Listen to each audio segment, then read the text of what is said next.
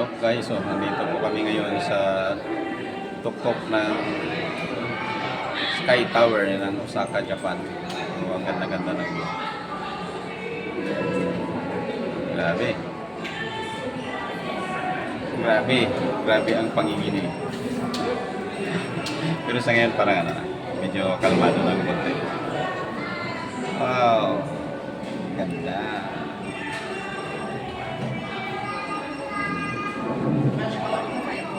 Wala akong masabing masama sa view. Kasi it's a combination of technology and nature.